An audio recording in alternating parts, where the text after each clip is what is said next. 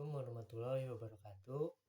Perkenalkan, nama saya Rama Gusita Ibrahim Prasetya dengan NIM 12 11 22 11 0034. Saya di sini ingin menganalisis mengenai permasalahan dalam suatu perusahaan.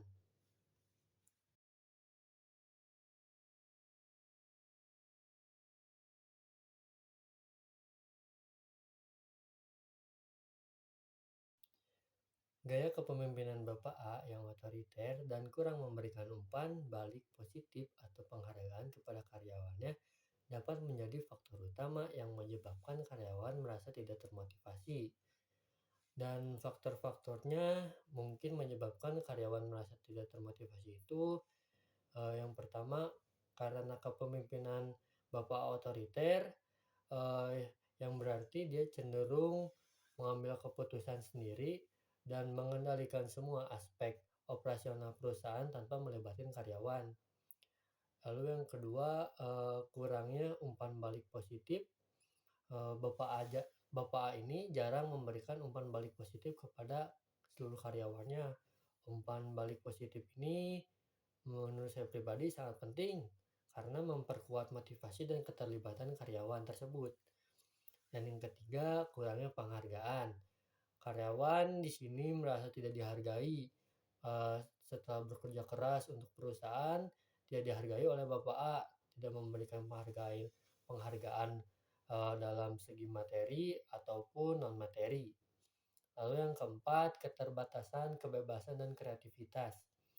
Karyawan merasa tidak memiliki kebebasan untuk mengeluarkan ide-ide baru karena Bapak A di sini tidak memberikan ruang bagi karyawan untuk berinovasi dan berkreasi. Kesimpulannya, gaya kepemimpinan Bapak A ini yang otoriter kurang baik. Karena kurangnya umpan balik positif, kurangnya penghargaan kepada karyawan, keterbatasan kebebasan dan kreativitas bagi karyawan, sehingga karyawan eh, tidak termotivasi untuk bekerja dan menaikkan kinerjanya.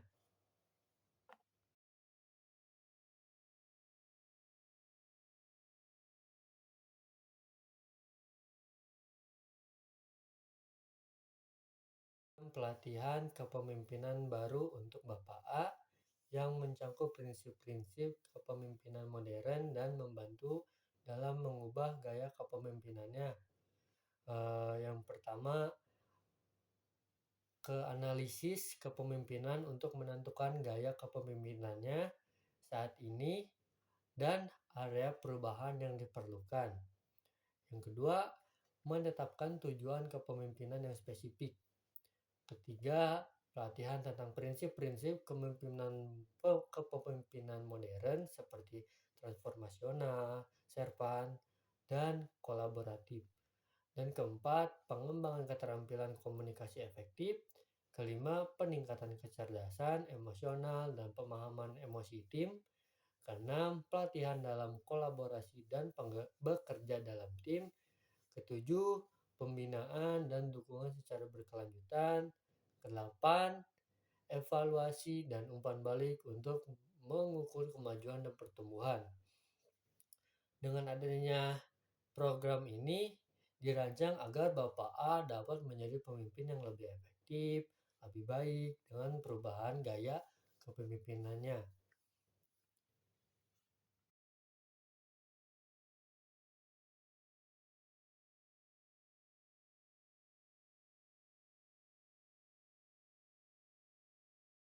Proses implementasi program pelatihan dengan melibatkan tim HR dan manajemen senior perusahaan XYZ, yaitu yang pertama identifikasi kebutuhan dan tujuan, kedua penentuan sasaran program, ketiga rencana pelatihan, keempat melibatkan manajemen senior sebagai sponsor, kelima seleksi dan pengembangan fasilitator, keenam komunikasi dan promosi, ketujuh pelaksanaan program, kedelapan evaluasi program itu, kesembilan tindak lanjut dan pemantauan.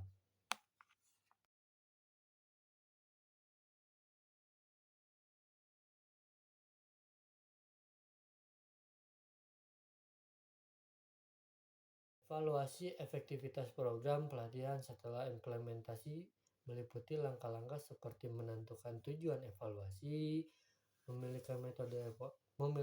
metode evaluasi itu, desain instrumen evaluasi, mengumpulkan data evaluasi, menganalisis data, menafsirkan hasil evaluasi, tidak tindak lanjut, berbagi temuan dan rekomendasi, melaksanakan tindak lanjut, dan melakukan pemantauan secara berkala. Dari saya, mohon maaf bila ada kesalahan. Wabillahi taufiq wal hidayah. Wassalamualaikum warahmatullahi wabarakatuh. Terima kasih.